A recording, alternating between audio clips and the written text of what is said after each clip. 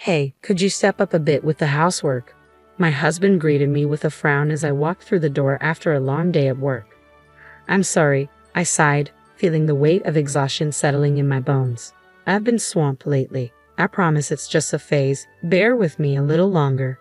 Between the constant overtime and deadlines, I barely have a moment to spare for chores. I've been squeezing in laundry whenever I can, and the vacuuming. Well, I managed to give the living room a quick once-over in the mornings, but it's tough to tackle much else late at night. And meals. It's mostly been meal prep or takeout. I know I'm dropping the ball on the home front, and it's eating away at me. My name's Michelle. At 29, I'm navigating the grind of office life. Jake, my husband, unexpectedly popped back into my life about 3 years ago. We were classmates in middle school, but it wasn't until a chance encounter at a cafe that we reconnected. Small towns have a funny way of bringing people together, and there he was, sitting at a table adjacent to mine, like a scene ripped from a comic book. I couldn't help but wonder if it was fate. Although we swapped contact details then, our conversations remained sparse. It wasn't until a school reunion that our connection blossomed, spurred on by the encouragement of our friends. Jake and I had always clicked, so when he proposed a year into our relationship, I accepted almost instinctively. Perhaps it was the weight of societal expectations in our small town where early marriage was the norm that nudged me towards a quicker decision. Don't get me wrong, I do love Jake. But looking back, I wish I had paused to truly understand him better. Jake, having lived with his parents his whole life, is practically clueless when it comes to housework. Having lived independently before, I have my own routines and preferences, so I find myself preferring to tackle chores alone rather than dealing with half-hearted attempts at assistance. I'd assigned Jake the simple tasks of taking out the trash and cleaning the bathroom, while I handle the rest. About a month ago, my workload at the office kicked into overdrive with a flurry of overtime hours.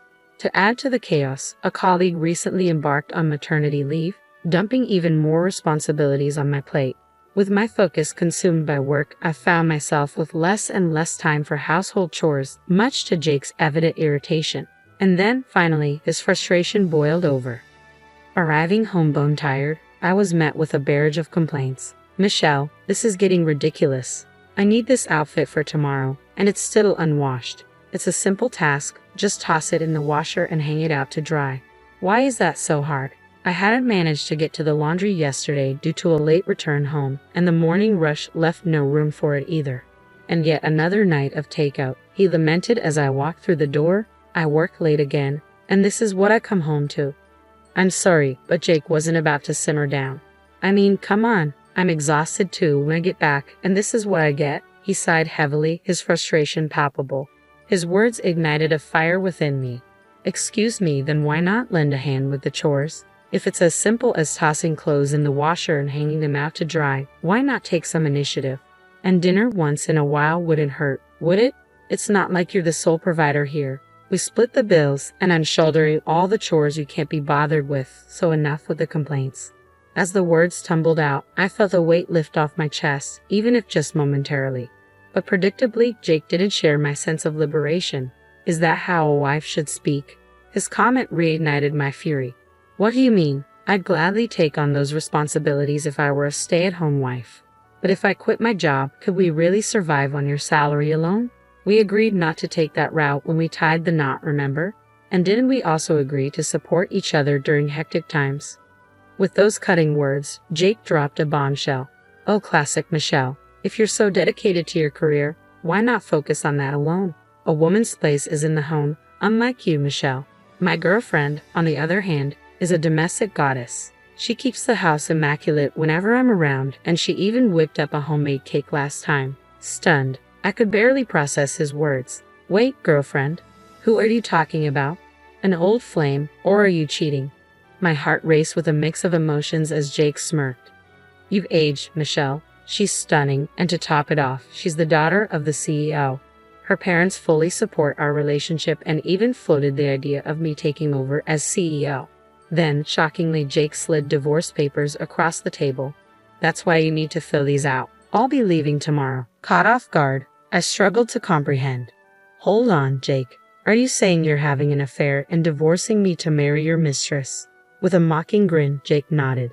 That's the gist of it. I'll even offer whatever settlement you desire. After all, I'm the future CEO. And with that, he left, leaving me in a whirlwind of disbelief. Do you really expect me to just roll over and sign these papers? I shot back, but Jake seemed unmoved. So you're content living like this? In a relationship with someone who's lost all affection for you, where you're left handling all the chores? I faltered, words escaping me. As much as I hated to admit it, he had a point. Our loveless partnership was nothing but a source of constant tension. After much contemplation, I reached a point where I couldn't bear to dwell on it any longer. My response came out stoically, fine, but I'll initiate the divorce proceedings once I've sorted out the logistics like asset division and alimony. Work's consuming all my time right now, so you'll have to be patient. Jake, visibly frustrated, muttered, yeah, always prioritizing work. With that, he left the living room, disappearing into the bedroom.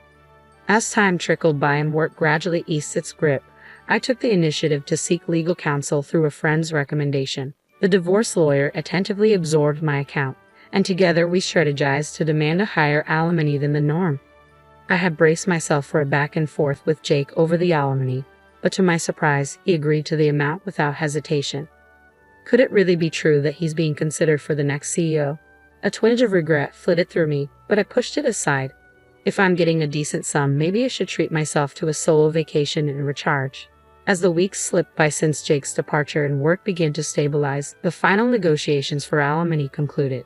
The once lively apartment now felt eerily empty. It's time for a change, I resolved. There's no reason to linger here. It's too spacious for just one person and feels like an echo chamber. Thankfully, I now have the flexibility to take time off work, so I seized the opportunity to hunt for a new place. Heading to a real estate agent, I swiftly signed a lease for an apartment closer to my office. A week later, I relocated. Since the apartment was in Jake's name, I had to inform him about the move. Almost immediately, he called. Do you honestly think leaving our apartment filled with memories is the right decision? Isn't it lonely living in a strange place all by yourself? You haven't forgotten about us, have you? Maybe it's better to dwell in the past. His arrogance dripped from every word, condescending and dismissive. With each passing day, his attitude only fueled my anger. I realized I no longer harbored any affection for Jake. No matter how many times I tried to communicate that I had moved on, Jake persisted with his conceited remarks like stop pretending or don't act tough. Fed up with the conversation, I asserted firmly, could you please settle the alimony soon? Once that's done, I can proceed with filing the divorce papers. Yeah, got it. I'll settle it within the week, so go ahead and prepare those divorce papers. My girlfriend's parents insist we only live together once we're officially married, hence the hotel stay. Quit my job too. Just taking a breather for now, I guess. It seemed Jake had made the decision to leave his job in preparation for this career shift.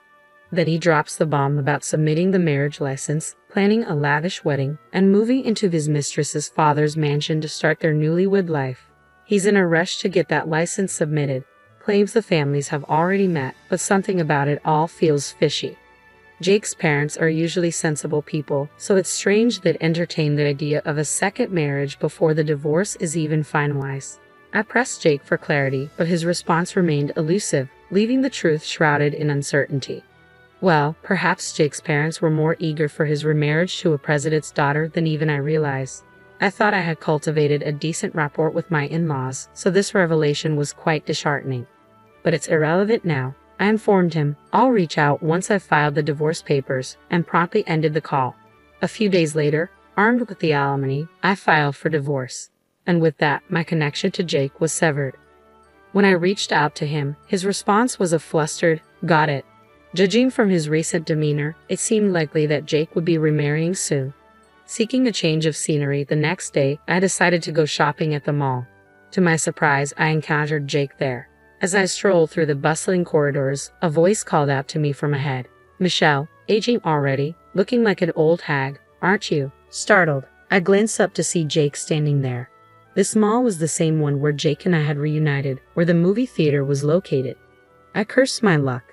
Jake departed with a sneer, announcing, guess what? Today, I tied the knot with Olivia, the president's daughter. Unlike you, she's stunning and the perfect wife. No sooner had he uttered these words, a woman with shopping bags drew near. Jake, so this is the infamous president's daughter. She was undeniably beautiful, and as I pondered her name, a sense of familiarity struck me. Our eyes met, and she seemed equally taken aback. Could it be? While I observed her, Jake, completely oblivious, kept on talking. Olivia's family owns the company, in case you didn't know. Paying no heed to Olivia's subtle urging to leave, Jake proceeded to enlighten me about her family. I'm set to become the next CEO of their company. Pretty unbelievable, right? At that moment, I couldn't contain my laughter. Jake stared at me blankly, while Olivia avoided meeting my gaze. So you've already remarried, huh? Good for you. She's quite the catch. Doesn't seem like we're the same age at all. As the words left my lips, Jake appeared puzzled. Understandable, since I had just commented on the age of his new wife without any prompting from him. I couldn't help but continue laughing. My condolences. With that, I turned away from Jake and started walking. But despite Olivia's efforts to hold him back, Jake hurried after me. Michelle, what's going on? You seem to know her. I explained that we both attended the same high school. We were classmates.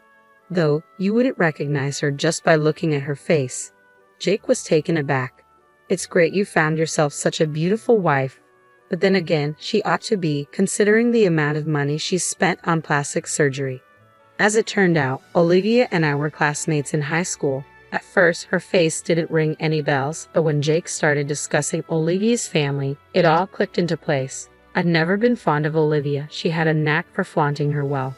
Back in school, I had a bit of a reputation thanks to my achievements in the sports club, and it seemed Olivia didn't appreciate that. She used to taunt me, claiming I lacked femininity because of my involvement in sports, among other things. Olivia had a habit of putting others down, which earned her the disdain of many of our classmates. During our recent class reunion, Olivia's absence didn't stop her from being the hot topic. Word had it she underwent plastic surgery to address her facial insecurities and had since become a fixture on the party circuit. Remember the girl Jay referred to as ugly when he saw on a graduation album? I distinctly recall informing him that she was the CEO's daughter. At that memory, Jake's complexion turned ashen. I wouldn't trade it for all the money in the world, he had scoffed. As the memory flooded back to Jake, his face flushed crimson, and he rounded on Olivia, bellowing, "Have you been deceiving me this whole time?" A heated argument erupted between Jake and Olivia. Amidst their shouting match, it became apparent that they had crossed paths at one of these parties, and Olivia had been completely smitten with Jake. With a brazen display of audacity, Olivia shot back, "I didn't lie. I just didn't volunteer the information because you never asked." Jake seemed on the brink of exploding in fury, but Olivia cut him off. "I've been patiently waiting for you to end things with Michelle, your current girlfriend. Besides, it's not exactly subtle that I'll eventually join my father's company. I could even reside in a luxurious apartment. But none of that matters now. What's truly shocking is finding out that Michelle is your girlfriend. Small world, huh?" A sense of unease crept over me. "Hold on, does Olivia not realize you're divorced?" Jake attempted to hush me, but I disclosed that I had been married to Jake and had just initiated divorce proceedings the day prior. Olivia was rendered speechless. Pressing on, I added, "In fact, I spoke with Jake's mother yesterday to inform her of the divorce. She insisted she had no knowledge of any remarriage, let alone any meeting with Olivia's parents. Initially, I had contemplated identifying Jake's mistress and seeking compensation from her. However, since Jake had agreed to a settlement higher than the market rate, I hadn't bothered pursuing his affair further, but to discover he was concealing his marital status. That's marital fraud, isn't it?" Their faces drained of color, and they exchanged tense words, but I decided it was time for me to exit the scene. A few days later, I received a message from Olivia through one of our classmates. "Please keep this between us," she pleaded, along with a sum of money she labeled as compensation for my troubles. It felt more like hush money, but truth be told, I had no intention of spreading the word. And getting paid for my silence was an unexpected perk. During our conversation, Olivia vented her frustrations about Jake. It seemed the parents Jake had presented for the meet and greet weren't actually his biological parents. They had been hired from a family rental service. I was taken aback by the existence of such a service, but it left me pondering whether Jake's intentions were genuinely directed towards Olivia, or if he was merely after the CEO position. Though Olivia was in love with Jake, it was unclear if Jake was genuinely attracted to Olivia or just enticed by her looks and status. After beginning their marital life, Olivia quickly revealed she couldn't handle any household chores. In his frustration, Jake discovered that her clean house and homemade cakes had all been the work of a housemaid. Their marriage fell apart almost instantly, and Olivia filed for divorce, suing Jake for marital fraud. Despite the hush money, Olivia let everything slip, enraging her father. Rumor had it that Jake was struggling to remain in town. He had moved into a cheap apartment and was working tirelessly, nearing his breaking point. Desperate, he asked me to return the divorce settlement. My response was curt, "You must be joking. I have no intention of helping you. Don't contact me again." And I hung up. Since then, I took advantage of my accumulated leave for a much-needed recharge. I traveled solo, embraced new experiences, and had some wonderful encounters. I have a feeling that the future holds